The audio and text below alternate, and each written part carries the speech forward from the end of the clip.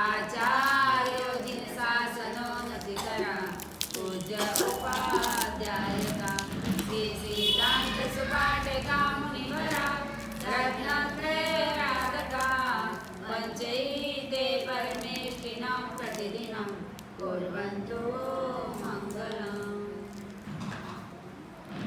ओंकारबिन्दु संयुक्तं नित्यं ध्यायन्ति योगिनः कामदमोक्षदं चैव ओंकाराय नमो नमः। अज्ञानतिमिरान्धानां ज्ञानं जनं शलाकया नेत्रमुन्मीलितं येन तस्मै श्रीगुरवे।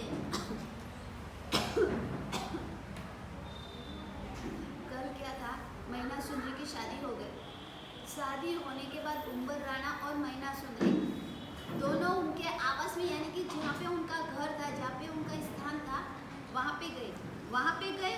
तो अभी शादी की पहली रात है और उम्बर राणा बोल रहा है कि अरे मेरा कैसा अवतार है और तू कैसी है, रूप रूप के अंबार जैसी है तू, और तू तो रूप रूप के अंबार जैसी है, मगर मेरे शरीर से, यानी कि मेरे देह से, मेरे शरीर में ऐसा रोग है, मुझे स्पर्श करेगी तो तुझे भी ये रोग आ जाएगा, तुझे भी ये रोग आ जाएगा। मैना सुंदरी अभी तक तू विचार कर, अभी तक कुछ बिगड़ा नहीं है, अभी तो बहुत टाइम है अपने पास में, तू विचार कर। मगर वो, क्योंकि विचार कर बाद में पछताने का काम नहीं आएगा कि मैंने कैसे पति के साथ मैंने शादी की है। फिर वो बोलता है, हे सुंदरी सोना जेवी तारी आ काया मारा संगति नाश पामશે, વળી તું રૂપમાં દેવાંગના જેવી છે, તેથી આ કોડિયાની સાથે તને સ્નેહ શો હોય, અર્થાત કોડિયા આરામ મારી સાથે स्नेह करવો તે તને उचित नहीं। यानी कि हे सुंदरी तेरी सोने यानी कंचन जैसी तेरी काया है और मैं तो कोड़ी हूँ, मेरे साथ में तुझे क्या स्नेह हो गया, मेरे साथ में तुझे क्या प्रेम हो गया करके। માટે હે સુંદરી અહીંયા મનમાં શરમ રાખવાની જરૂર નથી, લાજ રાખવાની કામ બગડે છે, તેથી તારી માતાના ચરણોમાં જે સુંદર રાજકુમાર જેવા વરની માંગણી કર અને રાજ્ય લક્ષ્મીને ભોગવ। यानी कि इसमें शर्म रखने की कोई बात नहीं है, तू अपनी माता के पास में जा, क्योंकि शर्म रखते तो काम बिगड़ जाता है। तू अपनी माता के पास में जा और माता के चरणों में पड़ और माँ तुझे वापस रखेगी और अच्छे राजकुमार के साथ मेरी शादी करो, ऐसी तू मांगनी कर करके। ઉંબર રાણાના આવા વચનો સાંભળીને મૈનાના હૃદયમાં દુઃખ સમાતું નથી, આંખમાંથી દળદળ આંસુઓ પડે છે અને પતિના શરણમાં પડીને વિનંતી કરે છે કે હે વાલીશ્વર પ્રાણનાથ, તમે આ શું બોલો છો? તમે તો ચતુર હોશિયાર અને સમજુ છો, માટે જે કાંઈ બોલો તે વિચારીને બોલો। હે વાલીશ્વર તમે આવા વચન કેમ બોલો છો? આ વચનોથી તો મારો જીવ જાય છે, તમે મારા જીવનના સાથી અને વાલા છો, તેથી હું બીજાનું નામ પણ ખમી શકું તેમ નથી। अभी मैना सुंदरी ये शब्द बोलती है तो वो उम्बर राणा को बोलती कि आप तो मेरे प्राण के आधार हो। ऐसा वचन सुन के उसके आंखों में पानी आता है, बहुत रोती है और फिर बोलती है कि मैंने आपको एक ही पति माना है, पति एक ही होता है, दूसरे सब भाई बहन होते हैं, बड़े होते हैं वो बाप के समान होते हैं, छोटे होते हैं वो सब भाई के समान होते हैं। मैंने मेरे मन से एक पति को चुन लिया है, मैं दूसरा पति नहीं करूँगी करके आप ऐसा क्यों बोल रहे हो, मुझे बहुत दुख हो रहा करके। जैसे कि सूर्य होता है वो कभी पश्चिम में उगता है, सूर्य कभी पश्चिम में नहीं उगता, तो सती स्त्री होती है वो एक पुरुष को छोड़ के दूसरे पुरुष को नहीं पसंद करती है, दूसरे पुरुष के साथ में नहीं शादी करती है।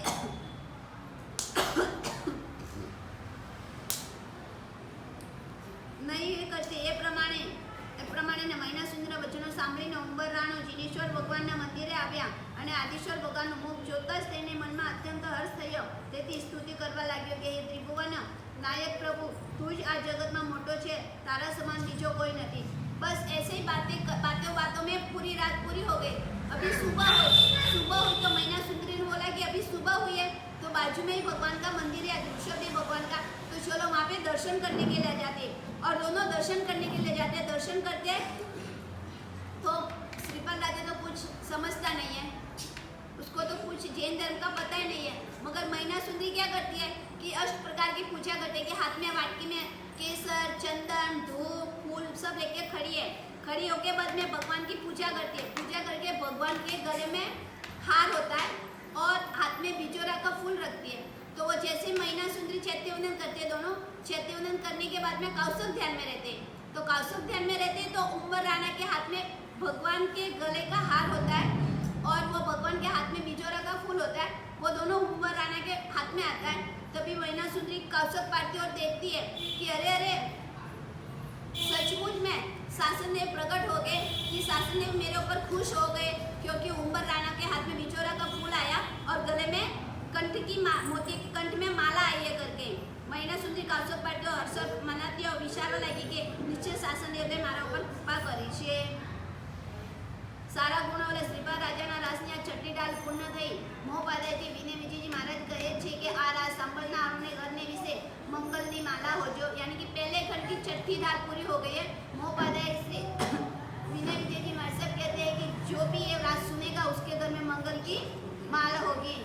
पाशे पौषध साल मां बैठा गुरु भगवान गुणवान कई महीना दिए देशना आवो सुनिए कान नर नारी बेहू जना आव्या गुरु ने पान विधि पूर्वक वंदन करी बैठा बैसण ठाण धर्म लाभ दे दूरे आनी धर्म स्नेह योग्य जीव जानी हवे धर्म कहे गुरुदेव।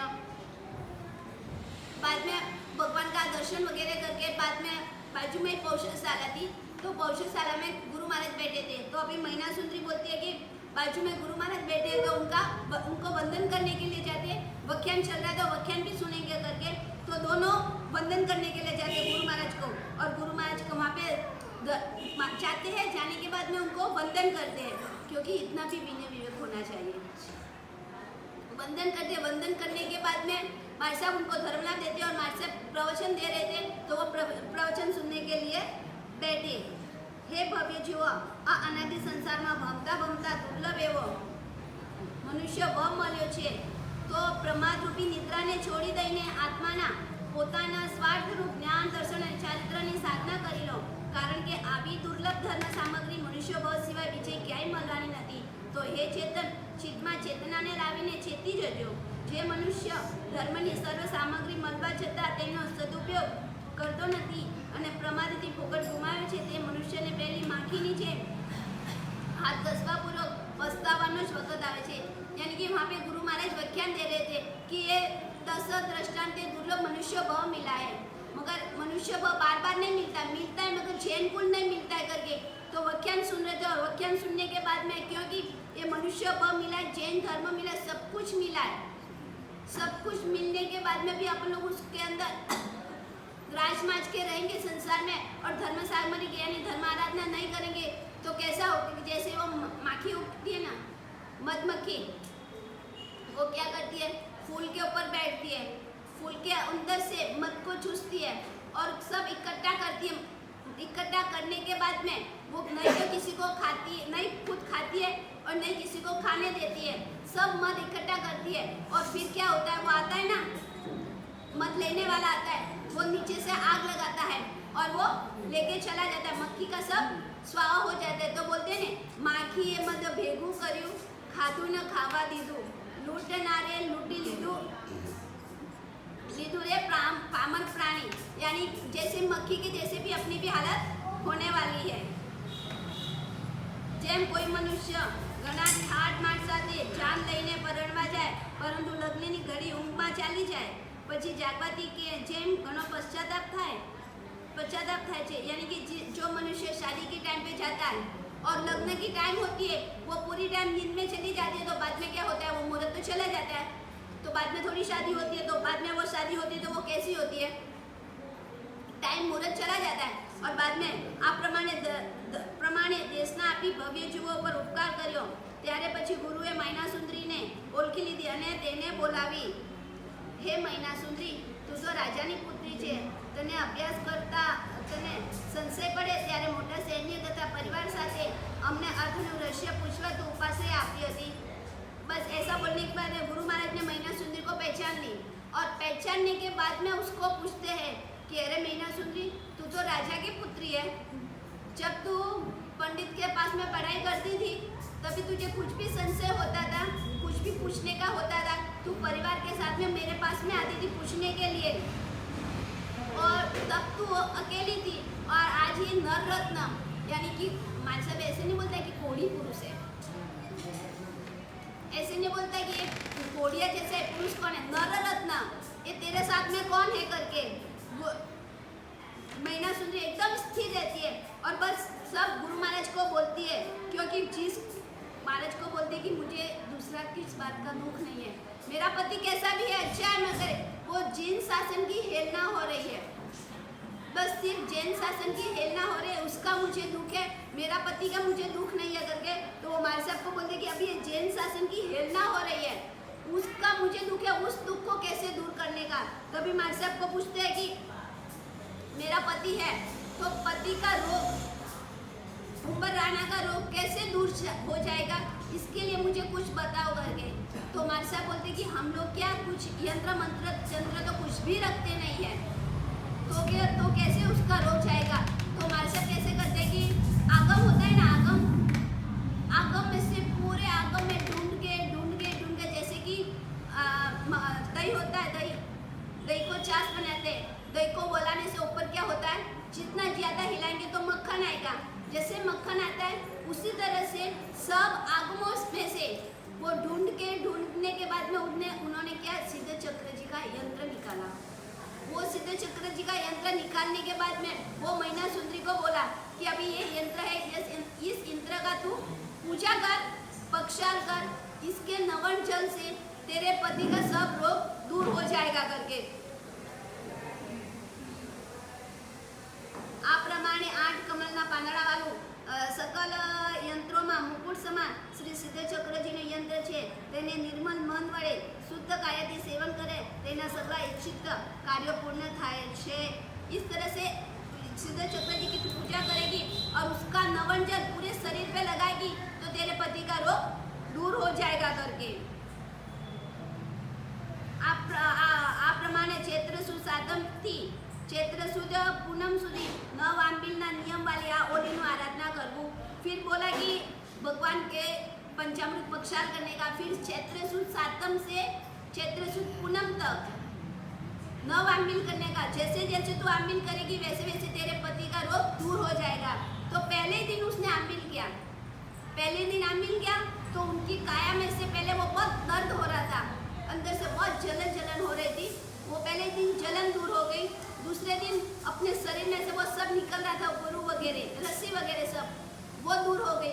फिर जैसे जैसे 9 आंबिल हो गए, जैसे उसकी पूरी शरीर कंचे जैसी यानी कि सोने जैसी एकदम सुवर्ण स्फटिक काया हो गई उसकी। इसलिए बोला है कि जैसे नवपत जी की होली करते हैं, जो सिद्ध चक्र जी का यंत्र होता है ना, तो 9 दिन तो सिद्ध चक्र जी की पूजा इस प्रकार करना चाहिए, क्योंकि उस यंत्र से, उसके पक्षाल से, उसके नवन जल से शरीर में जो रोग होता है ना, वो सब रोग भी दूर हो जाता है। आप प्रमाणे श्री मुनिचंद्र सूरी भगवंते सिद्ध चक्रजीનો यंत्र પટ બનાવીને યોગ્ય મને કહ્યું છે। આના પ્રભાવથી આ ભવ અને પરભવમાં મનોવાંછિત સિદ્ધિઓ થાય છે।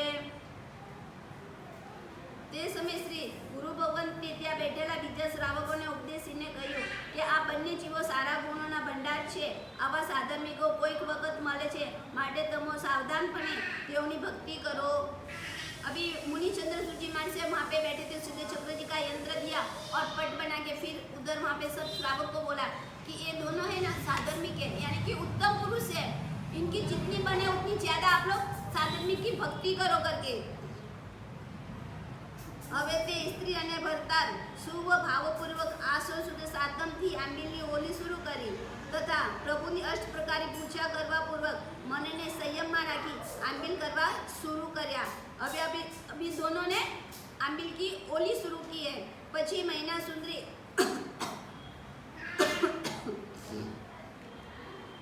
વલી પૂજા ગુરુ ભગવાન આ લોકમાં દુઃખનો નાશ કરે છે અને પરલોકમાં દુર્ગતિની રક્ષણ કરે છે।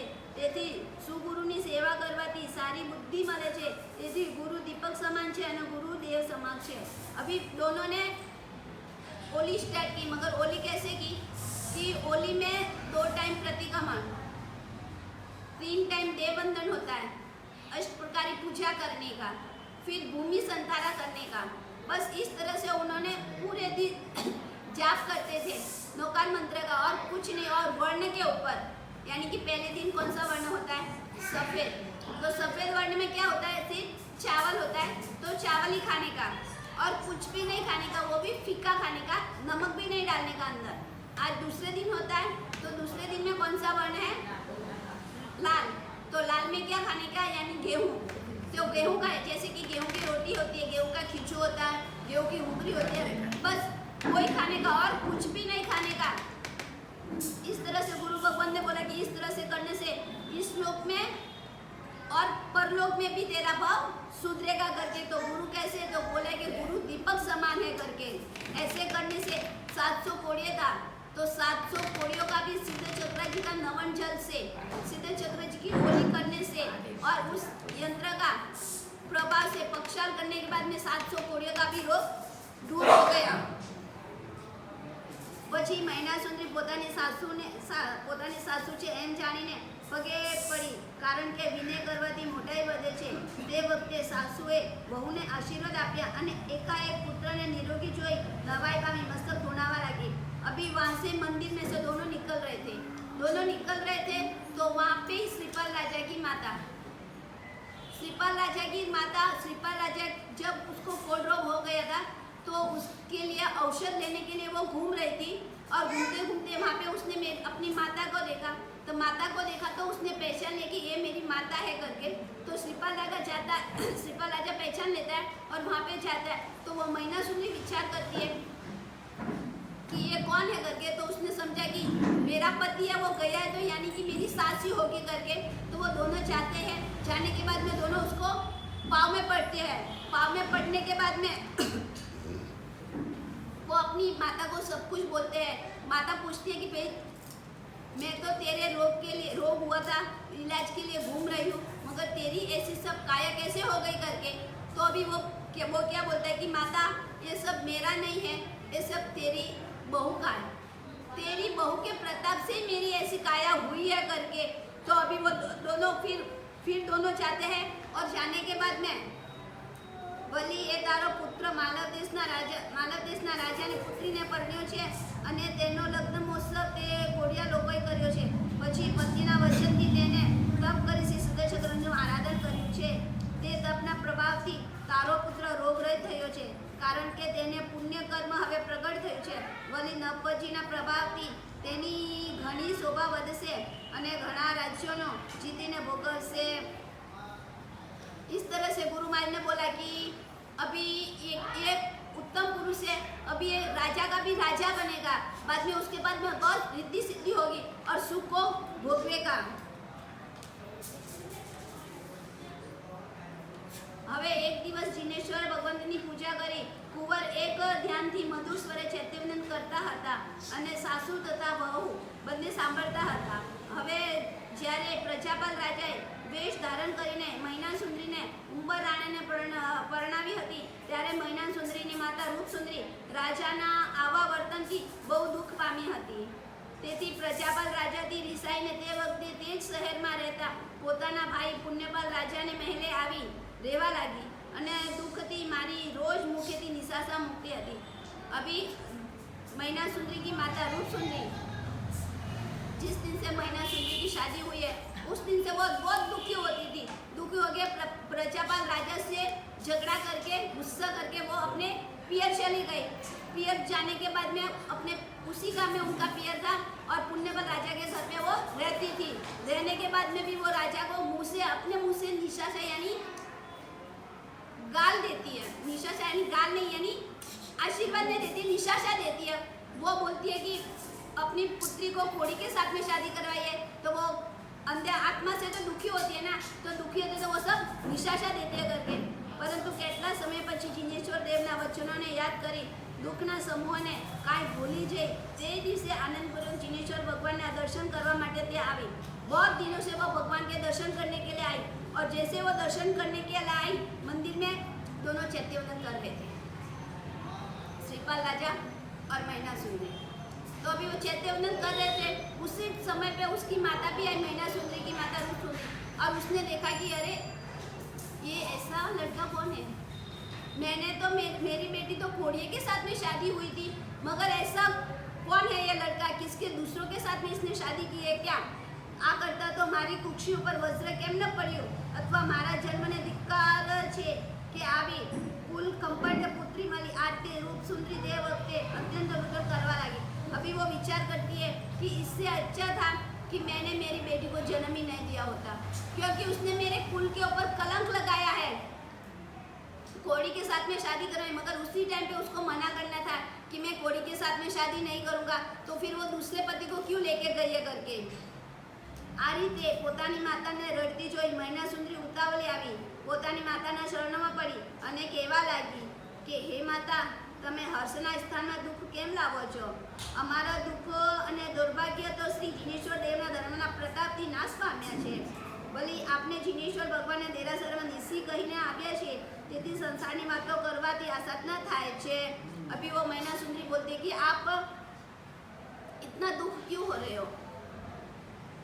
आपको दुखी होने की कोई जरूरत नहीं है, क्योंकि मंदिर में निशी करके आते हैं। मंदिर अपन लोग भी जाते हैं ना, मंदिर में निशी करके जाते हैं, मगर निशी करने के बाद में संसार संबंधी बातों का त्याग होता है। मगर अपन लोग क्या करते हैं, मंदिर में जाते निशी करते हैं, मगर त्याग करते हो संसार संबंधी बातों का। मंदिर में भी संसार संबंधी बातों का, तो मंदिर में संसार संबंधी बातों का त्याग होता है। निशी करके आए हैं, मगर जिनेश्वर भगवान के प्रताप से ही इसका रोग सब दूर हुआ है करके। માટે હે માતા, હમણાં તમે જ્યાં રહીએ છીએ ત્યાં અમારા આવાસે તમે આવો અને સગલી વાત સાંભળો, જેથી હૃદયમાં ઉલ્લાસ થશે। ત્યારે જીન મંદિરે દર્શન કરી પછી જતું રહેવા તે ચારે જણા ત્યાં સાધનિક બંધુના આવાસે જઈ એકઠા થઈ બેઠા। ખરેખર તે દિવસે અને તે ઘડી ધન્ય છે કે જે દિવસે સ્વજનનો મિલાપ થયો। अभी वो 3 जन तो थे, श्रीपालाजा, कमल प्रभा और मैना सुंदरी। अभी रूप सुंदरी भी आ गई। अभी मैना सुंदरी बोलते कि मंदिर में बात नहीं करने का, आप हम लोग जहाँ पे रहते हैं हमारे आवास में यानी हमारे मकान में आप आओ करके। तो अभी चारों जन वहाँ पे बैठते और चारों जने बातें करते हैं। તે વખતે વર વહુ અને તે બંનેની સાસુઓ એ ચારે એકઠા મળ્યા અને બંને વેવાનો વાતચીત કરવા लाग्या। તેમાં કમલપ્રભા રૂપસુંદરીને કહેવા લાગી કે તમારા પ્રસિદ્ધ પુણ્ય ધન્ય છે, પુણ્યની ગતિ ન ચિંતવી શકાય તેવી છે।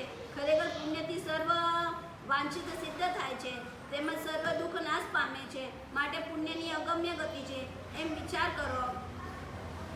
अभी वो कमल दोनों वेवाने बात कर रही है कि अभी पुण्य की गति बहुत अच्छी है करके, पुण्य से सब कुछ होता है। क्योंकि कमल प्रभा तो श्रीपालाजा की माता और रूप सुंदरी है मैना सुंदरी की माता। तो अभी कमल प्रभा क्योंकि उसकी पुत्री के हिसाब से उसके बेटे का सब रोग दूर हुआ है करके, तो वो अभी इनकी प्रशंसा ही करेगी ना। तो बोलते कि सब कुछ पुण्य से ही हुआ है, तो अभी खेद करने की कोई जरूरत नहीं है करके। તે વખતે કમલપ્રભા રાણી કહેવા લાગી કે હે રૂપ સુંદરી વેવાન, સાંભળો, અનુપમ એવો એક અંગ નામનો દેશ છે।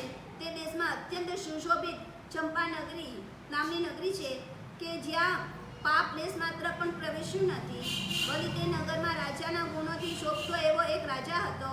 તેનું નામ સિંહ શબ્દ અને રથ શબ્દના જોડવાથી બને છે, એટલે કે તે રાજાનું સિંહરથ નામ હતું। पहले के जमाने में पति का नाम नहीं लेते थे, पहले के जमाने में पति का नाम नहीं लेते थे।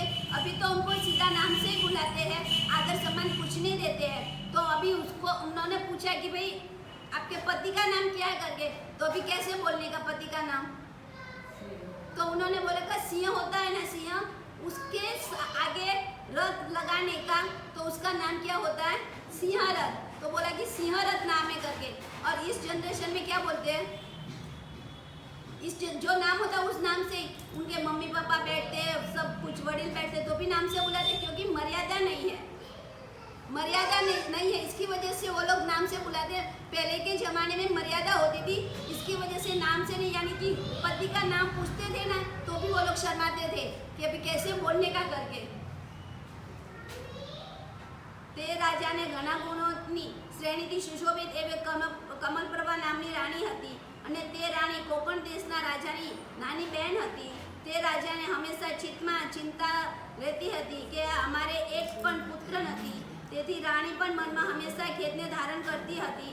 આ રીતે તે બંને જણા હંમેશા જોડતા હતા। अभी वो कमल पर रानी और राजा दोनों क्या विचार करते हैं वो मैं आपको भाव अवसर पे बताऊंगी करके।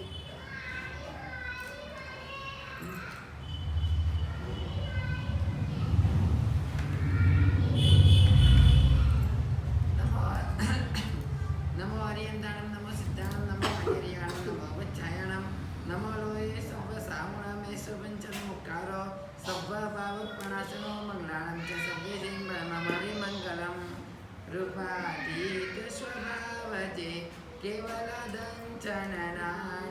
रे ते ज्ञाता नित्यात्मा ओये सिद्धगुणखानी रे सिद्धाणमानन्दरमालयाणं नमो नमो अनन्तसौख्ययाणं समग्रकामक्षयकारयाणं जन्मजरा दुःख निवारयाणं।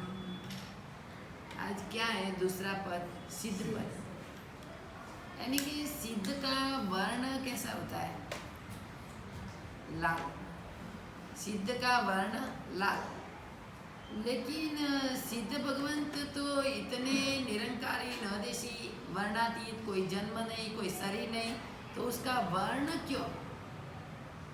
उसका तो वर्ण होना ही नहीं चाहिए। तो वर्ण क्यों बदलाते हैं?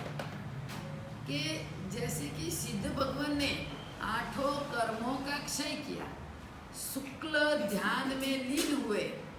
जब अग्नि का भड़का होता है तो अग्नि धीरे धीरे धीरे शांत होती है, उसमें क्या दिखता है?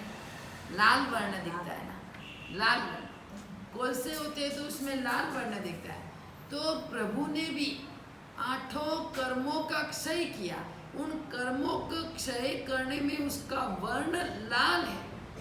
जब कर्म जलता है तो उनका वर्ण लाल होता है। इसलिए व्यवहारिक से प्रभु, वो व्यवहारिक से सिद्ध पद का वर्ण लाल हुआ। जब परमात्मा तीर्थंकर वो 8 कर्म क्षय करते हैं तो सिद्ध पद की अवस्था प्राप्त करते हैं। वो सही करने के हिसाब से उनका वर्ण व्यवहार के हिसाब से लाल वर्ण होगा। वो तो वर्ण रहित है, वर्ण रहित है, उसका वर्ण नहीं है, सिद्ध पद है। अरियंत तो उनका वर्ण है, भूख है, शरीर है, जन्म है, सब कुछ है। लेकिन सिद्ध पद की अवस्था में तो जन्म ही नहीं होता, तो वर्ण कहाँ से होगा? इसलिए उन्होंने कर्मों का क्षय किया, इसलिए वो वर्ण लाल पड़ा। बढ़ती अग्नि में से जैसे कर्म जलते रहते धीरे धीरे धीरे धीरे अग्नि ठंडी होती रहती है, तो उसमें लाल वर्ण अपने को दिखाई देता है। तो कोई भी आपको पूछे तो आप बोलना लाल वर्ण है। पहले तो आपको 9 पद का वर्ण भी मालूम नहीं होगा मेरे ख्याल से। मेरे ख्याल से तो किसी को 9 पद का वर्ण भी मालूम नहीं। कल अरियंत पद था तो उसका वर्ण सफेद है। आज सिद्ध पद है तो उसका वर्ण है लाल। जो वर्ण के ऊपर होली करते हैं तो वो लाल वर्ण वाली वस्तु ही खाएंगे आज। गेहूं की, सिर्फ गेहूं की, दूसरी कोई वस्तु नहीं। तो ऐसे वर्णों के ऊपर होली करने से अपने आत्मा के कर्मों का क्षय होता है। प्रभु सिद्ध अवस्था प्राप्त करने के लिए कहीं कठिनाई सहन करे। पहले नंबर में कि सिद्ध क्यों?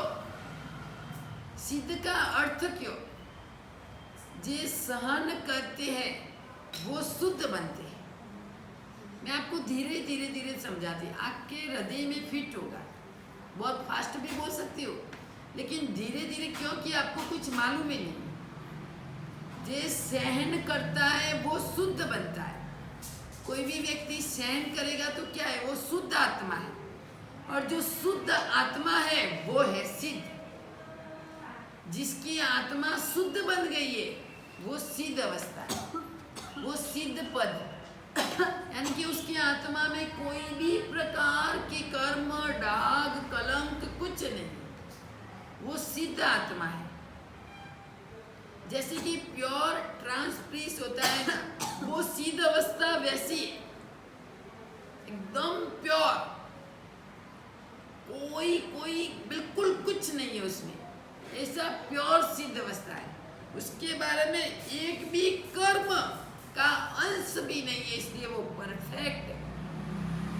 आप बोलते ना परफेक्ट, यानी कि सही, एक भी कर्म का अंश नहीं है उसमें, इसलिए वो परफेक्ट बोलते हैं उसको। उसके बाद में एक भी कर्म खपाना बाकी नहीं है, इसलिए वो परमानेंट है। कहीं एक एक शब्दों में सिद्ध का जितना भी गुणगान करेंगे उतना अपन लोगों को कम है। उसके बाद में संसार में जन्म मरण नहीं करना पड़ता है, इसलिए वो क्या है, पर्सनल है। 60 शब्द आप लिखो, कभी भी आपको दूसरे गुरुदेव आएंगे चातुर्मास करेंगे तो आपको मालूम पड़ेगा जल्दी, એટલે जो भी समझाएंगे ना 1 सेकंड में आपको मालूम पड़ेगा, आप समझेंगे। तो पहली बार है इसलिए आपको मालूम नहीं पड़ रहा है, ये क्योंकि कि उसमें एक भी कर्म का अंश नहीं, वो प्योर ट्रांसप्रीस है, उसमें दिखता है ना, इसलिए उसमें कर्म एक भी नहीं दिखेगा, इतना प्योर है। दूसरे नंबर में एक भी कर्म का अंश नहीं है, इसलिए वो क्या है, परफेक्ट है। एक भी कर्म खपाना बाकी नहीं है, इसलिए वो परमानेंट है। उसके बाद में जन्म मरण का फेरा उस संसार में बार बार उनको आना नहीं पड़ेगा, इसलिए वो पर्सनल है। ऐसी सिद्ध अवस्था, अभी आप सिद्ध और अरियन में पसंदगी किसकी करेंगे, किसकी पसंदगी करेंगे आप, प्रश्न, आप जवाब दो, जो भी आए वो।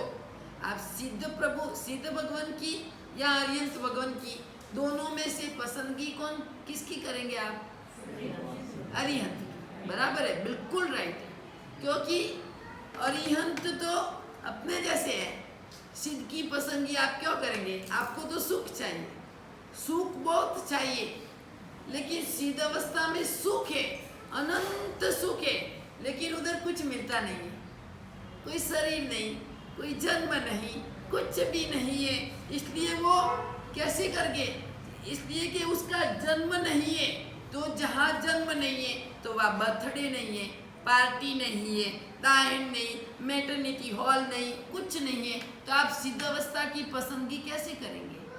आपको तो सब कुछ चाहिए, आपको सब कुछ चाहिए, जन्म है तो सब कुछ है, उसका जन्म ही नहीं है तो वहाँ क्या कैसे कुछ मिलेगा। उसके बाद में शरीर, उसको शरीर भी नहीं है, परछाया है, परछाया, छाया, अपन लोग धूप में चलते तो छाया पड़ती है ना, वो छाया है बस। ज्योत में ज्योत, अग्नि की ज्योत होती है, ज्योत में ज्योत, अनंत जीव इतनी जगह में भी रह सकते हैं, ज्योत में ज्योत का समावेश होता है सिद्ध अवस्था में, तो उधर कोई शरीर ही नहीं है, तो अपना शरीर है, इसलिए अपन लोग सिद्ध की अवस्था पसंद नहीं करते, लेकिन मोक्ष तो आपको चाहिए, तो जो मोक्ष है वही सिद्ध है। अपन लोगों को मालूम नहीं है मोक्ष क्या है, मोक्ष क्या है वो मालूम नहीं, सबका सुन के आप बोलते रहे कि मोक्ष में जाना है, बस सबका सुन के आप बोल रहे हैं कि मोक्ष में जाना है, लेकिन मोक्ष चीज क्या है वो मालूम नहीं। अभी हीरे की जो तलाश करेगा व्यक्ति, जो 1.25 लाख का, 10 लाख का, 1 करोड़ का हीरा आपके सामने है, जो हीरे का व्यापारी होगा उसको ही मालूम पड़ेगा, आपके सामने रख देंगे तो आप क्या उसको पहचान कैसे कर सकेंगे। तो मोक्ष में जाना है आपको, लेकिन मोक्ष की वस्तु क्या है, मोक्ष क्या है वो आपको कुछ मालूम नहीं, लेकिन मोक्ष का मीनिंग समझना है। मोह यानी मोह का त्याग करना है, क्षय यानी क्षय करना है, जो मोहनीय कर्म का सर्वथा त्याग करता है, एक भी अंश मात्र इतना भी राग मोह उसमें नहीं रहेगा, वो है मोक्ष। तो अभी आप बोलो मोक्ष, आप में क्या है, मोक्ष में जाना है, लेकिन कितना राग, कितना मोह, कितना कर्म बंधन, कितना क्रोध इतना भरा हुआ है, तो फिर आप मोक्ष में कैसे जाएंगे। फिर भी आपकी भावना इच्छा मोक्ष है। और मैंने अभी बोला कि अरियंत और सिद्ध उन दो में से आप पसंदगी कौन किसकी करेंगे, तो फिर आप अरियंत बोले। तो अरियंत बोले तो अरियंत को भी अभी तो कर्म बाकी है 4, अरियंत को भी कर्म तो भुगतना बाकी है। तो आप मेरे ख्याल से आपकी इच्छा इस संसार में रहने की है, अरियंत बनने की इच्छा है तो संसार में जब भी कर्म खपेंगे तब मोक्ष मिलेगा सिद्ध अवस्था। तो अरिहंत बनने की इच्छा है क्योंकि आपका शरीर है, मोक्ष को शरीर भी नहीं है। तो शरीर नहीं है तो रोग नहीं है, घड़पन बुढ़ापा नहीं, दवा नहीं, डॉक्टर नहीं, हॉस्पिटल नहीं, कुछ नहीं है। जिसको शरीर है उसको रोग है, हॉस्पिटल है, जिसको दवा है, सब कुछ है, यानी कि बुढ़ापा आएगा। शरीर है तो बालक से युवान, युवान से बुढ़ा, वो शरीर है आपके लिए। और सिद्ध अवस्था में तो कोई शरीर नहीं है, कोई बुढ़ा नहीं, कोई बालक नहीं, कोई जवान नहीं, कुछ नहीं है। उसको कोई दवा नहीं, कोई डॉक्टर नहीं, कुछ नहीं। ऐसी सिद्ध अवस्था में अनंत सुख है। फिर भी व्यक्ति सिद्ध अवस्था को प्राप्त करने की इच्छा नहीं होती। इच्छा जरूर होती है कि जन्म मरण का फेरा कंटाला आ गया, लेकिन उधर कोई सुख नहीं है, इसलिए व्यक्ति देवलोक को पसंद करते हैं। देवलोक में बहुत गार्डन, हीरा, माणिक, बहुत देवी देवता, इतना सुख, मस्त नाटक वाटक सब है, तो वो आपको पसंद आता है। लेकिन वो पसंद करने से देवलोक में से कोई मोक्ष में नहीं जाएगा। आखिर में मोक्ष में जाने की गति तो एक ही है, मनुष्य गति। मनुष्य गति को ही श्रेष्ठ बताया है, इसमें से ही आप मोक्ष में जा सकते हैं। लेकिन वो गति आपको मिल गई है, फिर भी वो गति पसंद नहीं। मनुष्य गति मिली, फिर भी आपको पसंद नहीं। देवलोक का सुख पसंद नहीं, इतनी सुगंधमय वातावरण आपको पसंद है, फूल, गार्डन वार्डन वो आपको पसंद है, बस वो देवलोक में मिलेगा। और देवलोक में से आप वापस नीचे जा सकते हैं, एकदम नीचे।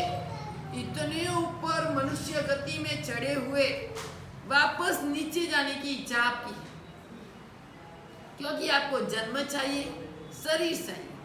उसके बाद में सिद्ध अवस्था में अज्ञानता नहीं है, ज्ञान है। अपन लोग अज्ञानी है, अज्ञानता नहीं है, ज्ञान है। अपन अज्ञान है, इसलिए अपने को सब कुछ चाहिए, टीचर चाहिए, प्रोफेसर चाहिए, स्कूल चाहिए, कॉलेज चाहिए, ट्यूशन चाहिए, परीक्षा है, सब कुछ है। और सिद्ध अवस्था में कुछ नहीं, कोई टीचर नहीं, कोई प्रोफेसर नहीं, कोई ट्यूशन नहीं, कोई कॉलेज नहीं, कोई परीक्षा नहीं, कुछ नहीं। कहता कितना सुख है, बोलो अभी मिले तो अभी जाए, इतना सुख। क्योंकि ये जन्म मरण का फेरा करते करते करते करते अभी भी आपको थकान नहीं लगती। इतना फिरे आप, फिर भी इतना भी आपको थकान नहीं। अरे अभी तो आप प्रभु को यही विनती करो कि प्रभु आप जिस अवस्था में, उसी अवस्था में मेरा स्थान मिले, बस दूसरा मेरे को कुछ नहीं चाहिए। कोई जन्म नहीं चाहिए, कोई शरीर नहीं चाहिए, कोई अज्ञानता नहीं चाहिए, कुछ नहीं। उसके बाद में वासना, यानी कि विषय वासना, वो संसार में है।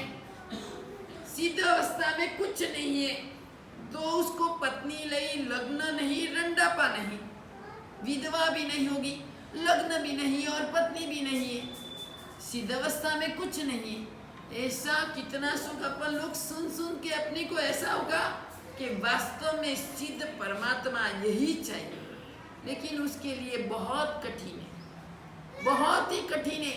प्रभु ने कितने कर्मों का क्षय किया, कितनी सहन शक्ति की, गाल, अज्ञा, अपमान, मान अपमान, गाल, पत्थर वत्थर सब कुछ सहन किया। और एक किसी का कितने का डंक सहन किया, तो उनको सिद्ध अवस्था प्राप्त। अपने को तो एक मच्छर भी हो जाए तो खट करता उसको मार देंगे, उसको ऐसे ही लगाएंगे, अरे मच्छर साला मेरे को खाता है। इतना बड़ा शरीर, एक छोटा सा मच्छर भी आपको सहन नहीं होता तो आप मोक्ष में कैसे जाएंगे?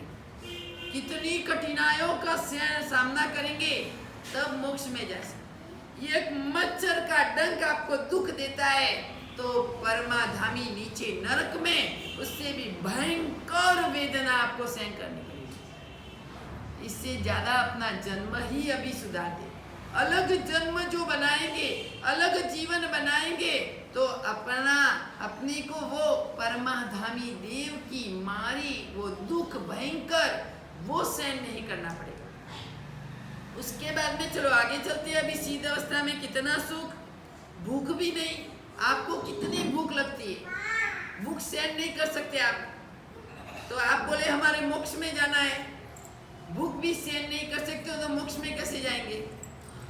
आप बोलते हैं खाली बोलने में कि मोक्ष, तो मोक्ष ऐसे मिलेगा, ये सब छोड़ेंगे तो मोक्ष मिलेगा।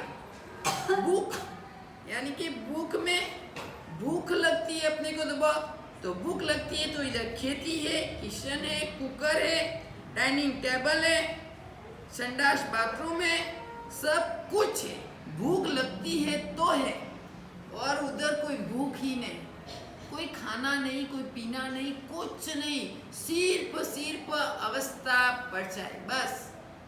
इतना सुख, अनंत सुख, कोई दुख का तो एक नाम निशान भी नहीं, इतना भी दुख नहीं, क्योंकि उन्होंने पहले सहन किया है। जो सहन करते हैं वो शुद्ध बनते हैं, और जो शुद्ध बनते हैं वो सिद्ध बनते हैं। जो सहन करते, पहले नंबर का जो वाक्य है वो सहन करना। सहन करेंगे तो आप शुद्ध बन जाएंगे, सहन ही नहीं करेंगे तो शुद्ध कैसे बनेंगे? अपने में तो कहीं रोग भरे हुए, कहीं मलिन विचार भरे हुए, उन सबको एकदम परफेक्ट शुद्ध करना है। एक भी रहना नहीं चाहिए, वो है सिद्ध अवस्था। चलो आगे चलते हैं। अभी आपके संसार में कितनी इन कठिनाइयों का सामना करेंगे तो अपने को प्लस मोक्ष है। इन इतनी कठिनाइयों का सामना तो प्लस मिलेगा मोक्ष, नेतर मोक्ष का नाम लेने से कुछ नहीं होता। मोक्ष में जाना है, जाना बराबर, लेकिन मोक्ष में जाना है बोलते हैं, लेकिन मोक्ष की इतनी क्रिया भी आप नहीं करते, तो मोक्ष कहाँ से मिलेगा? चलो आगे चलते। पैसा, पैसा तो आपको प्राण से भी प्यारा है, प्राणों से भी प्यारा। पैसा तो एक सेकेंड ही छोड़ के नहीं आएंगे आप, एक सेकेंड भी नहीं छोड़ेंगे। तो पैसे को जो व्यक्ति छोड़ेगा वही मोक्ष प्राप्त करे। लेकिन पैसा तो इतना प्यारा, इतना प्यारा, बाप रे। पैसा आपको जन्म दिला सकता है? नहीं। तो फिर पैसा आपको शरीर दिला सकता है? नहीं। फिर पैसा आपको आंख दिला सकता है? क्यों? पैसा है आपके पास में। पैसा हाथ पैर दिला सकता है? पुण्य होगा तो पैसा मिलेगा। आप पुण्य ही नहीं करेंगे तो पैसा कहाँ से मिलेगा? आंख दी है, चश्मा पैसा दिला सकता है, लेकिन आंख कौन दिला सकता है? ये चश्मा है, ये पैसे से लाएंगे बराबर। आंख ही नहीं है तो चश्मा कहाँ डालेंगे? पहले नंबर में तो पुण्य किया होगा तब आपको 5 इंद्रियां इतनी अच्छी मिली है। जो आंख ही नहीं होती तो आप क्या करते? प्रभु के दर्शन कर सकते? कान मिले हैं, कोई पैसे से मिले? तो फिर पैसे में इतना महत्व आप देते हो। पैसा, पुण्य और परमात्मा, 3 वस्तु है अपने सामने। पैसा, पुण्य और परमात्मा। आप पहले से गिनते हैं, पहले पैसा, बाद में पुण्य, बाद में परमात्मा। लेकिन हम लोग ट्रांसपेरेंट करते हैं, अरे डायरेक्ट उसका उद्वीकरण करते हैं अपन लोग। पहले परमात्मा, पहले परमात्मा, फिर पुण्य, फिर पैसा। जो परमात्मा की भक्ति आप करेंगे, परमात्मा की भक्ति करेंगे तो आपका पुण्य बढ़ेगा या नहीं बढ़ेगा? बढ़ेगा। तो फिर पैसे को महत्व क्यों देते? पैसा है, चाहिए, नहीं चाहिए ऐसा नहीं।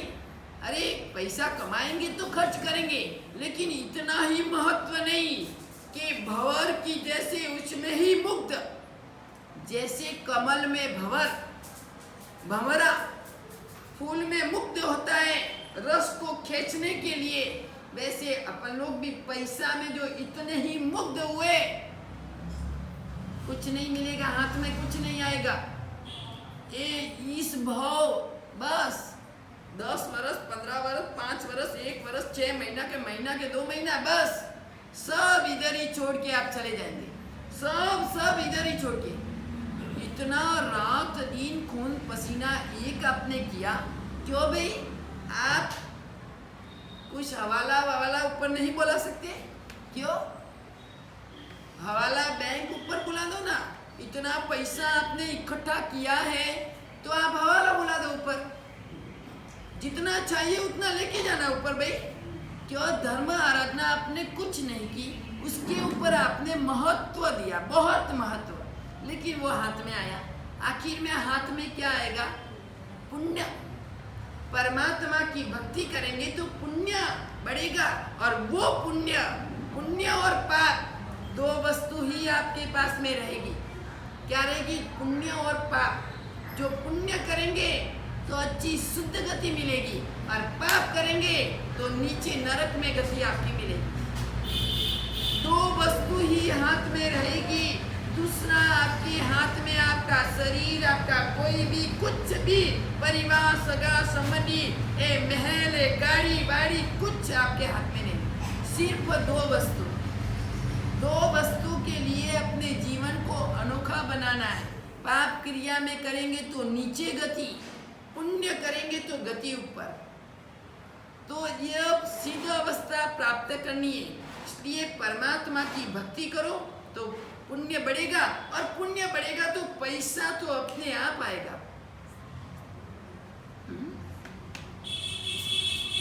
पैसा तो अपने आप आपके आ जाएगा। इसलिए प्रभु की भक्ति करनी।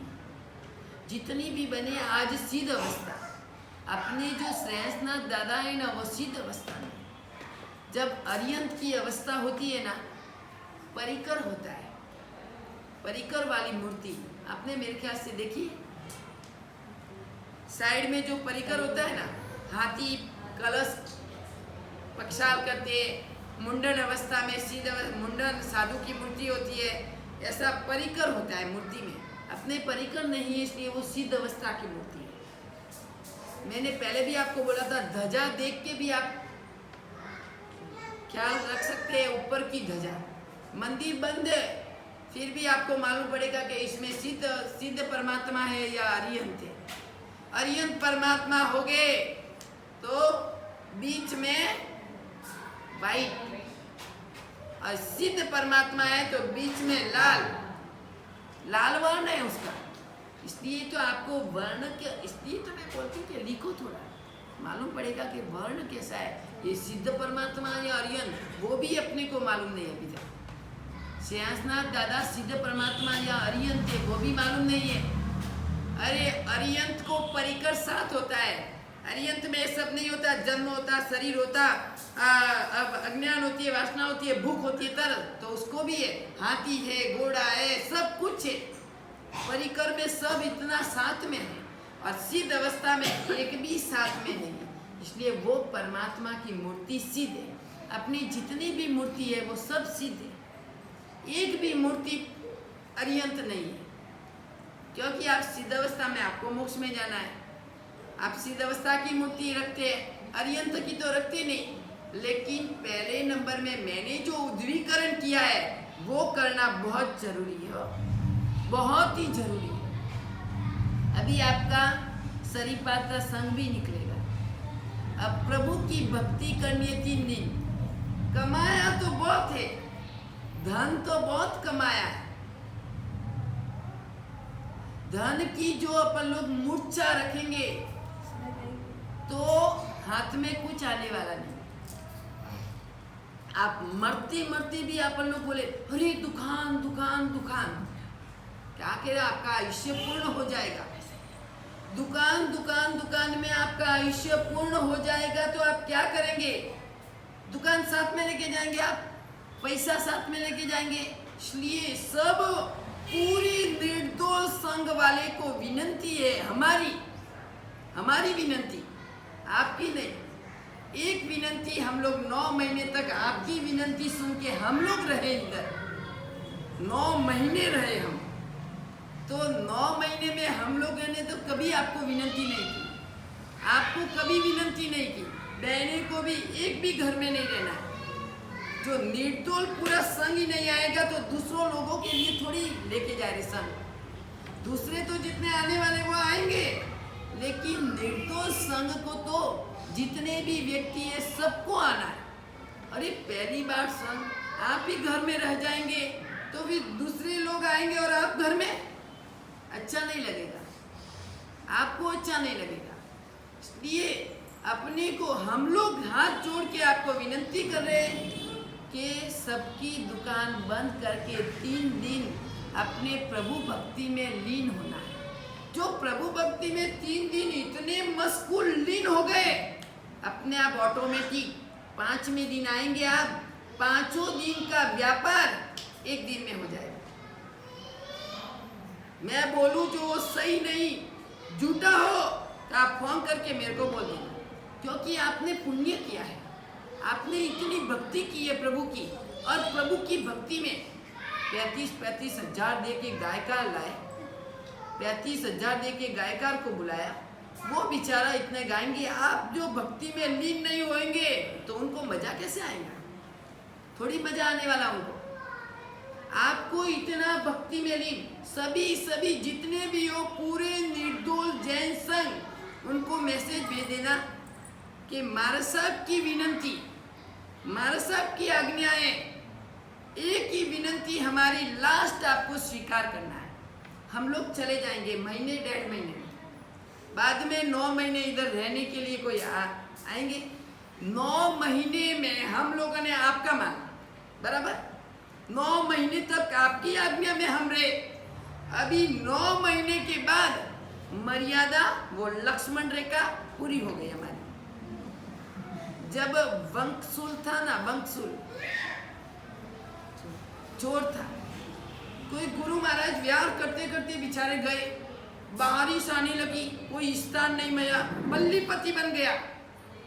वंकसूल राजा का बेटा था बेचारा, कोई संगत से, कोई दूसरों की संगत से वो पल्लीपति बन गया, चोर बना, पल्लीपति यानी बड़ा चोरों में चोर, उसके नीचे 500 चोर, वो राजा, पल्लीपति चोरों का राजा। गुरुदेव आए, बोले इधर जगह नहीं है, जंगल में हम कहाँ रहेंगे। गुरुदेव पल्लीपति के उधर ही उनका झोपड़ा घर बांधा होता। वंकसूल को बोला, जैसे वो था राजा का बेटा, जैन के दोस्त भी बहुत थे और गुरु को देखा हुआ था। अरे गुरुदेव पधारे, भले ने चोर है, व्यसन संगत से हो गया, अंतर की आत्मा चोर नहीं है, आत्मा शुद्ध है। गुरुदेव आए, गुरुदेव को हाजिर। गुरुदेव बोले, हमारी एक विनंती है कि आप हमारे को स्थान दो, हम कुछ नहीं करना है, आराधना साधना करेंगे 4 महीना। दूसरा, हम जंगल में कहाँ स्थान है, इतनी बारिश, हम कहाँ जाएंगे, चातुर्मास है कल। वो बोले एक शर्त, एक ही शर्त, चातुर्मास के लिए तो आपको रुकाऊंगा, लेकिन आपको उपदेश कुछ नहीं देना, बराबर है। बंधन में पकड़ लिया, जब तक चातुर्मास पूर्ण होने के बाद आप ये पल्लीपति छोड़ के जाए तब आपको उपदेश देना, पहले नहीं। कोई बात नहीं भाई, आपकी आज्ञा हमारे को स्वीकार है, आपकी आज्ञा हमारे को स्वीकार है। 4 महीने तक गुरुदेव ने साधना की।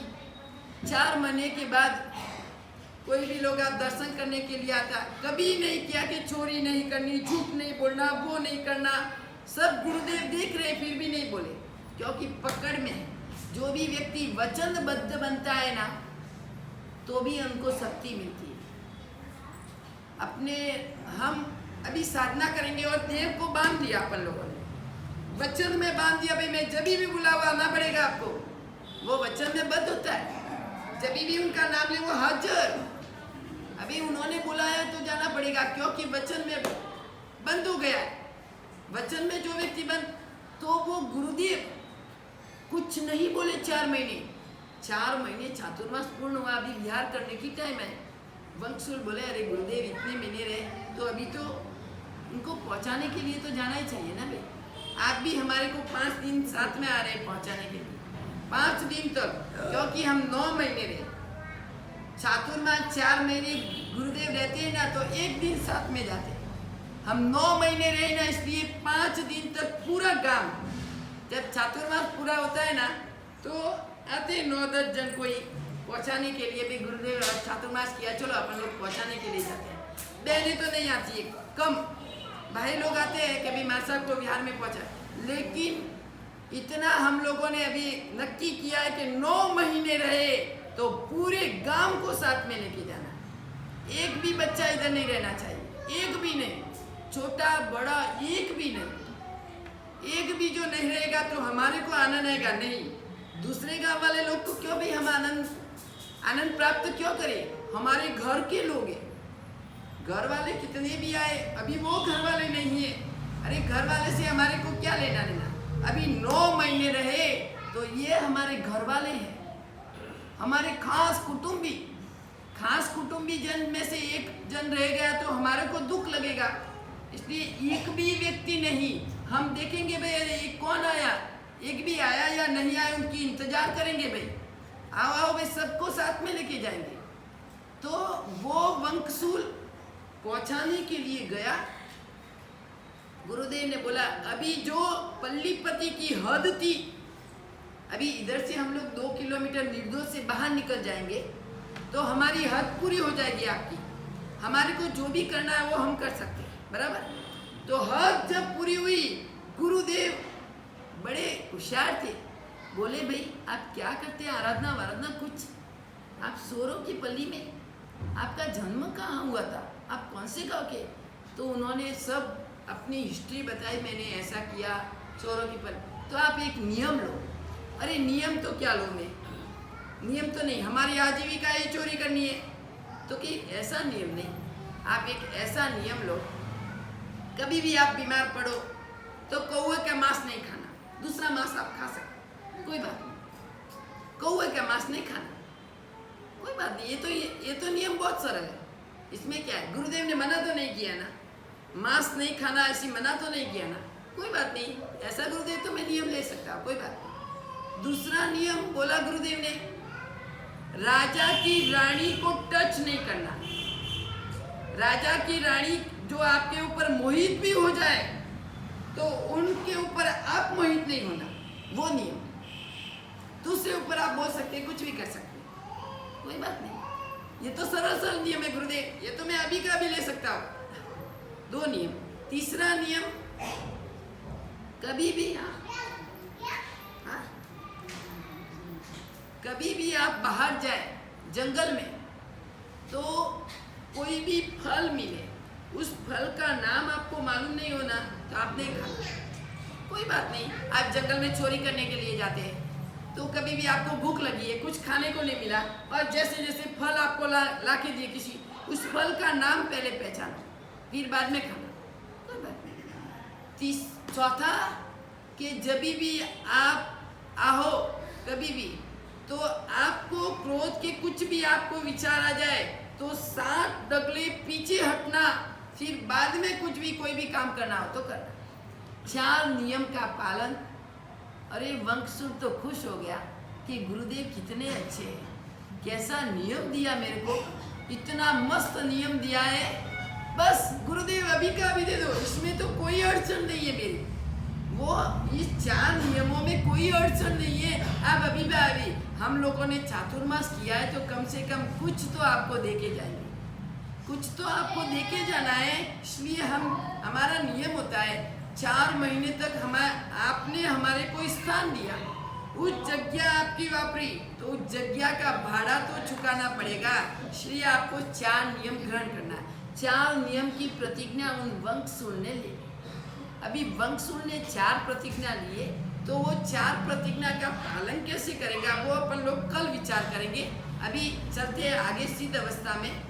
तो किसी को भी घर में नहीं रहना हो, बड़े लोग तो आएंगे छोटे को भी, लड़के को भी, किसी को भी घर नहीं रहना। 3 दिन दुकान बंद करना, हमारा आशीर्वाद है ते 4 दिन का मामला 1 दिन में बच जाएगा। कोई बात नहीं, आपके कस्टमर कहाँ भी जाने वाले नहीं है, वो आपके दुकान में ही आएंगे। आपके दुकान में से माल 4 दिन का एक साथ में लेके जाएंगे। आप टेंशन मत करो, टेंशन फ्री से आपको भगवान की भक्ति करनी है, बस सिर्फ भगवान की भक्ति। इतने वर्षों में कभी नहीं की होगी, इतने वर्षों में जन्म से, चलो आपकी 40 साल की उम्र, किसी के 30, 35, 40 साल, 50, 55 साल, इतने सालों में कभी आप भक्ति में लीन हुए नहीं हुए? तो उधर कोई खाना पीना मस्त है, आराम है, खाना पीना तैयार है, कुछ काम वाम नहीं है, पूरे दिन भक्ति में लीन होना है। ऐसी भक्ति करनी है कि निर्दोष जैन संघ का नाम रह जाए। आजू बाजू वाले गांव के देखे, अरे ये निर्दोष संघ तो एक अलग ही बन गया। ऐसी भक्ति में इतने लीन हो गए, बस घर बार का याद ही नहीं आ रहा है। आपको ऐसा लगेगा, छोड़ के जाएंगे ना, छोड़ के जाएंगे, आपको लगेगा कि वास्तव में इतनी भक्ति जीवन में कभी नहीं की। अब दादा को छोड़ के वापस वो का वो, ये शरीर, ये जन्म, ये गड़पण, वासना, भूख, वो का वो उस घर में ही वापस जाना है।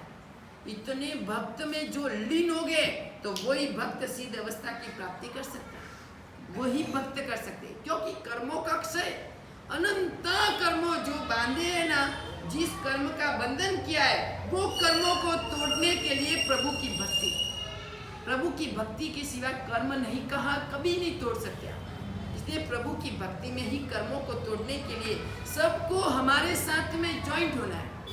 5 दिन, सिर्फ 4 दिन। 5वें दिन मैं आपको नहीं बोलूंगी भाई हमारे साथ चलो, इच्छा हो तो चलना, नहीं तो हम लोग नहीं बोलेंगे।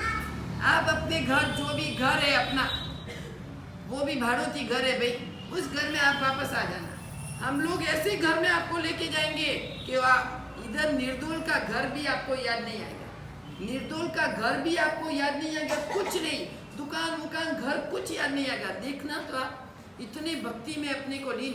अभी तो इधर तो 1 घंटा 2 घंटा, अरे घड़ियाल देखते कि घर में जाना है, काम करना है, वो करना है। उधर तो कोई घड़ियाल देखनी है और कांटा देखना है, कांटे की तरह। हम जब चातुर्मास पूरा होगा, एक घड़ियाल के बारे में मैं आपको समझा के जाऊंगी। वो घड़ियाल के बारे में कांटे आपको जिंदगी भर तक ध्यान रखना।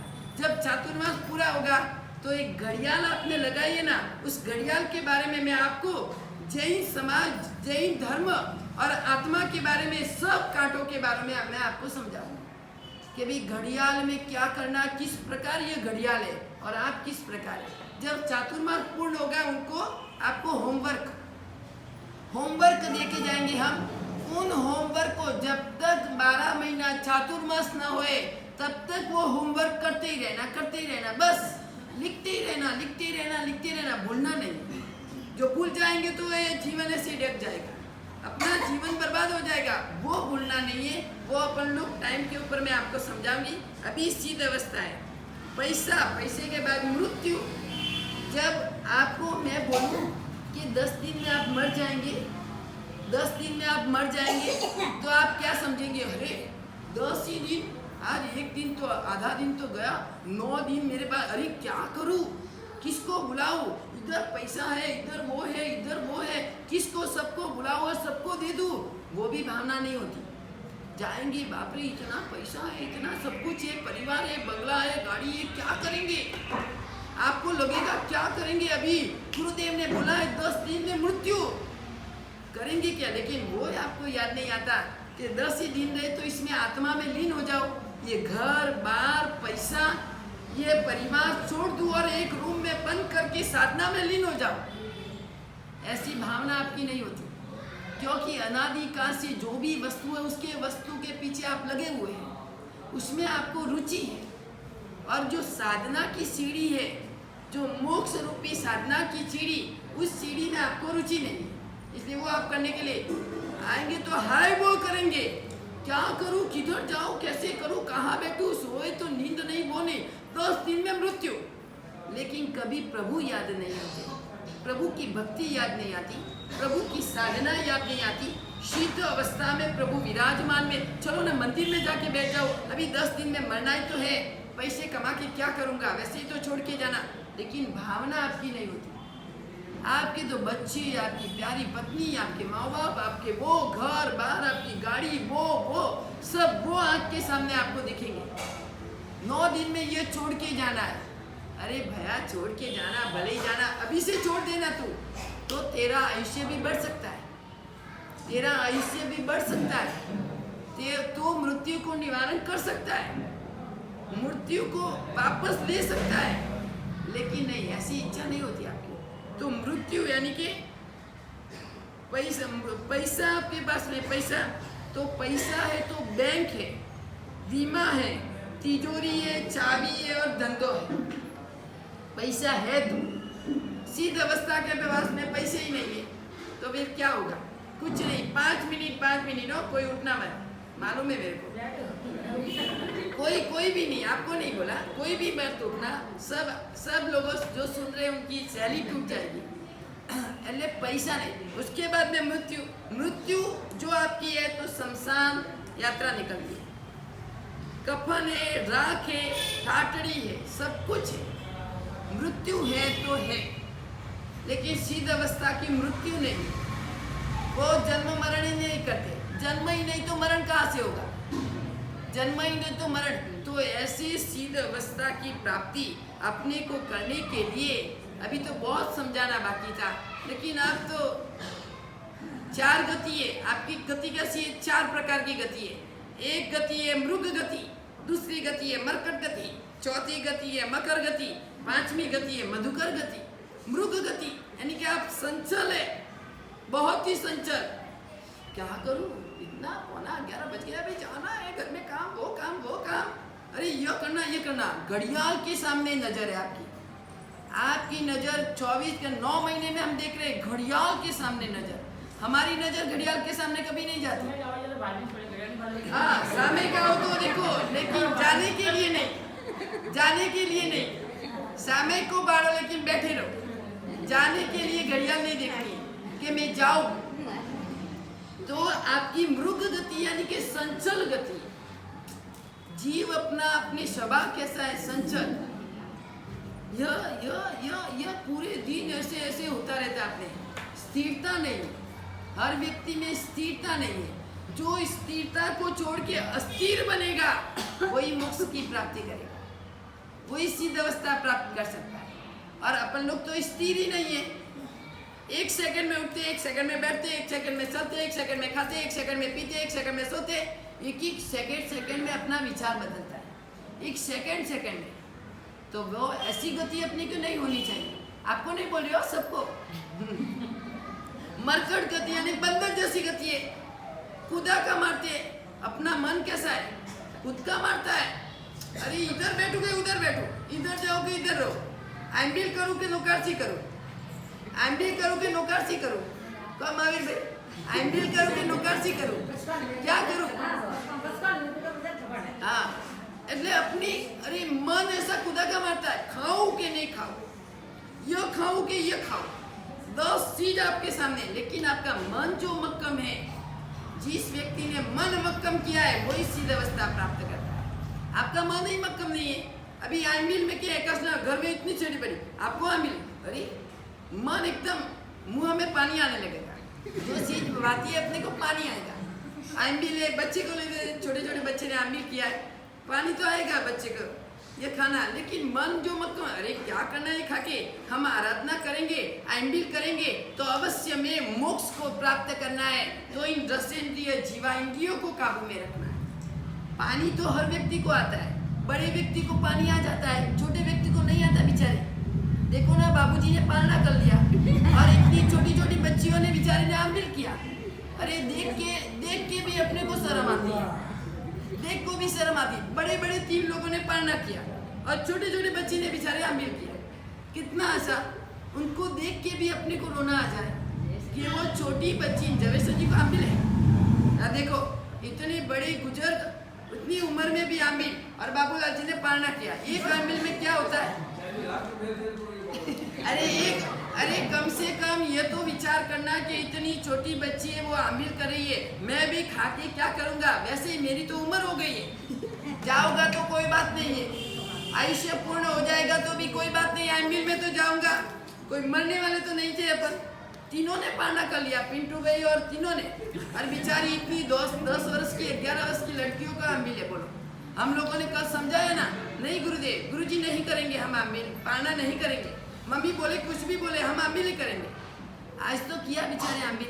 अरे अपने को भी थोड़ा तो मक्कम बनना है, ऐसे मरकट गति मन को खुदा का नहीं मानना है, मन को ऐसे नहीं रखना है खाऊं या नहीं खाऊं, खाऊं या नहीं, करना है बस, खाना नहीं है, ऐसा एक ही मन मक्कम करो कि नहीं खाना, करना ही है, तो अपना चार काम चले। अभी मकर गति और मधुकर गति 2 गति है भाई, बाकी वो कल अपन लोग भाव अवसर के ऊपर समझाएंगे। नमो सिद्धाणम, सिद्ध पद की आराधना है। आपको आज क्या करनी है, सिद्ध पद की। न शब्द का अर्थ होता है निषेध, आज्ञा का स्वीकार करो, जो भी प्रभु ने आज्ञा बोली है उन आज्ञा का स्वीकार करो। निषेध किया हुआ है, जो नहीं खाना है वो प्रभु की आज्ञा नहीं है, फिर भी आप खाने के लिए जा रहे हैं, फिर भी आप वो वस्तु खाते हैं, तो प्रभु की आज्ञा का जो तिलक लगाते इतना बड़ा, वो तिलक वो क्या है, तिलक किस लिए लगाते हैं, कभी बोलते हैं तिलक लगाते लगाते कभी बोलते प्रभु आपका तिलक मैं लगा रहा हूँ, जो भी आपकी आज्ञा है वो मेरे को सिरोधार्य बोल के लगाते हो। लेकिन सिरोधार्य खाली बोलने का, करने का कुछ नहीं, आपको तिलक इतना बड़ा लगा देंगे, इतना बड़ा। अरे ये बड़ा तिलक लगाने से थोड़ी जैन बनते हैं, बड़ा तिलक लगाने से जैन नहीं कहलाते, उसमें तिलक का आचरण भी होना चाहिए। आप बोलते हैं प्रभु की आज्ञा मेरे को सिरोधार्य, तो कौन सी आज्ञा, तो ये न शब्द का अर्थ यही होता है कि निषेध है, जो भी वस्तु नहीं खानी नहीं करनी वो निषेध, आज्ञा का स्वीकार करो, आज्ञा का भंग मत करो। दूसरे नंबर में मोह यानी कि मोक्ष के उपाय का आचरण करो। आपको मैंने आचरण तो समझा दिया कि मोक्ष के उपाय का आचरण करना है तो कैसे करना है, कैसे किस प्रकार करना है, वो सब मैंने आपको समझाया कि मोक्ष चाहिए। आप बोलते हैं ना मोक्ष, उष्टे व्यंजन यानी कि होठ से बोलते हैं, होठ से, जो म शब्द है ना होठ से बोलते हैं आप, उसको संस्कृत में उष्टे व्यंजन बोलते हैं। उष्टे व्यंजन यानी कि होठ से बोला जाए, कौन सा अक्षर किस शब्दों में बोलते हैं, सब व्यंजन है। जो संस्कृत पढ़ते हैं तो उनको मालूम पड़ता है, तालव्य से अक्षर बोलते हैं, जीभ से बोलते हैं, होठ से बोलते हैं, नाक से बोलते हैं, सब अक्षर अलग अलग बोलते हैं अपने को, जो अलग अलग अपने को मालूम है तो अलग अलग रीत से अपन लोग अक्षर बोलेंगे। तो उष्टे व्यंजन मोह, मोह शब्द आया तो मोक्ष का उपाय का आचरण आपको करने की शुरुआत करनी है। ये नवपद की ओली मोक्ष का आचरण, मैंने बोला ही तो है 9:30 से 11 बजे तक व्याख्यान है। ओली है आम्बील है, क्या करना घर में, आम्बील ही तो है। अरे कम से कम ओली का जो भावार्थ है, काम घर तो रोज है जिंदगी भर, ये ओली खत्म हो जाएगी, फिर ओली का आपको कौन समझाएगा, बोलो आपको इतना विस्तार से कौन मारे साहब समझाएंगे, कोई भी मारे साहब भी आएंगे ना इतने विस्तार से नहीं समझाएंगे, सबकी शक्ति थोड़ी होती है विस्तार से समझाने की। हम लोगों के भी कोई भी आपको एक शब्द भी जो कान में पड़ जाए तो हमारा आया हुआ 9 महीना सफल। उसके बाद में सी शब्द है, सिद्ध अवस्था को प्राप्त करने का पुरुषार्थ करो। ये सिद्ध अवस्था है ना, मैंने जो भी समझाया सिद्ध अवस्था का कि उसको जन्म नहीं, शरीर नहीं, भूख नहीं, पैसा नहीं, मृत्यु नहीं, वासना नहीं, कुछ भी नहीं, वो सिद्ध अवस्था प्राप्त करने के लिए आप लोग उनका पुरुषार्थ यानी मेहनत करो। जितनी मेहनत करेंगे उतनी सिद्ध अवस्था में अवश्य में प्राप्त कर सकेंगे। तीसरा नंबर में दा, सिद्धा, द और द मिक्स है, आधे अक्षर का अर्थ कभी नहीं होता, कितना भी आधा अक्षर आएगा ऊपर रेप होगा र का तो भी अर्थ नहीं होता, आधे अक्षर का अर्थ कभी नहीं निकलता, पूरे अक्षर का अर्थ निकलता दा। तो धर्म ध्यान व शुक्ल ध्यान का आप ध्यान करो। आप कौन सा ध्यान करते हो, आर्त ध्यान और रौद्र ध्यान। आर्त ध्यान और रौद्र ध्यान 4 ध्यान होते हैं, 4 प्रकार के ध्यान है, आर्त ध्यान, रौद्र ध्यान, धर्म ध्यान और शुक्ल ध्यान। जो प्रभु ने धर्म ध्यान और शुक्ल ध्यान का ध्यान किया था तो ही वो सिद्ध अवस्था प्राप्त कर सके, इधर वो सिद्ध अवस्था प्राप्त नहीं की उन्होंने। 5वें नंबर में नम, सिद्धा नम। नम यानी कि नकारात्मक, नकारात्मक जो भी प्रवृत्ति है उसका आप त्याग करो। और आप तो नकारात्मक प्रवृत्ति है ना उनको ग्रहण करते हैं, यानी कि खराब प्रवृत्ति, खराब विचार किसी के भी प्रति। नकारात्मक यानी खराब, सकारात्मक यानी सही। दो होते हैं पद, नकारात्मक और सकारात्मक। नकारात्मक प्रवृत्ति होती है खराब प्रवृत्ति और सकारात्मक प्रवृत्ति होती है अच्छी प्रवृत्ति। दो प्रवृत्ति में आते अपने को सकारात्मक प्रवृत्ति प्राप्त करनी है। नकारात्मक प्रवृत्ति जितने वर्षों से जो चल रही है दूसरों के प्रति खराब भाव, दूसरों का खराब और अपना अच्छा, यह भाव कभी रखेंगे तो सिद्ध अवस्था अपने को प्राप्त नहीं होगी। तो चलो अपन लोग नमो सिद्धाणम का अर्थ बोले। कल अपन को नमो आयरियाणम, एक एक शब्द के ऊपर अपन लोग अर्थ का विचारण करेंगे। और आचार्य पदवी कैसी है? आप बोलते हैं आचार्य सूरी जी, सूरी जी, सूरी जी, सूरी जी। अरे हम लोग सुन सुन के कंटाल आ गए सूरी जी, लेकिन सूरी जी में गुण कैसे होते हैं? वो सूरी बनते हैं तो सूरी में गुण कैसे होते हैं? वो सूरी कैसे होते हैं? आचार्य कैसे, वो मालूम नहीं आपको। वो उनसे क्या लेना देना आपको? उनसे तो कोई लेना देना नहीं। थाली पीसी हुई है, खाना है, पर कैसे बना, किस प्रकार बना, कैसा है वो आइटम, वो आपको कोई लेना देना। लेकिन उनके अर्थों को समझो। जब तक कोई भी शब्दों का अर्थ आपको मालूम नहीं होगा तो आप उनके भावार्थ आपके दिल में, हृदय में प्रकट नहीं होंगे। सिद्ध अवस्था में अभी आपने सुना तो सिद्ध अवस्था की मूर्ति के ऊपर आपको भाव प्रकट होंगे। और आचार्य भगवंत भी जो भी है गुरु, उन गुरु के ऊपर भाव आपको अंदर आत्मा से भाव आगे भी गुरु आचार्य है, सूरी जी है, वो क्या काम करते हैं, कैसा काम करते हैं, किस प्रकार करते हैं, वो कल अपन भाव अवसर पे ऊपर विचार करेंगे। तो कल 9 बजे व्याख्यान चालू है, प्रोग्राम है लक्ष्मी सरस्वती का। सरस्वती 3 दिन पूजन है ना, आप सरस्वती को महत्व नहीं दे रहे हैं, इसलिए लक्ष्मी सरस्वती का हम लोगों ने प्रोग्राम रखा है कि लक्ष्मी महान है या सरस्वती महान है। आप लोग लक्ष्मी को ज़्यादा इंटरेस्ट दे रहे। अरे मालूम है 9 महीना हुआ, मालूम है ना हमारे को भी, सब लोग दुकान में ही बैठे हुए हैं। आओ भाई आओ, उनको स्वागत कर रहे हैं, सब कस्टमर को स्वागत कर रहे हैं। लेकिन लक्ष्मी महान है या सरस्वती, जो सरस्वती नहीं होगी तो हमारे पास में सरस्वती है तो लक्ष्मी की क्या कीमत? लक्ष्मी तो अपने आप सामने से आ जाएगी। मैं आपको बोलूँ सरस्वती के हिसाब से, इधर तो इधर है, जो बड़ी सिटी में एक ही शब्द बोला तो लाखों रुपए की इनकम 1 सेकंड में तैयार। बोलो आप 1 महीने से लाखों रुपए नहीं कमाएंगे, हम सरस्वती के हिसाब से 1 ही सेकंड में लाखों रुपए की इनकम। बेंगलोर में हमारा चातुर्मास था, हमारा उपासना हो रहा है, उधर सूरत में हो गया, थोड़ा काम है, वैसे तो फ्लैट तो तैयार। एक व्याख्यान में 12 लाख रुपए की इनकम, एक ही व्याख्यान में हो, एक व्याख्यान में।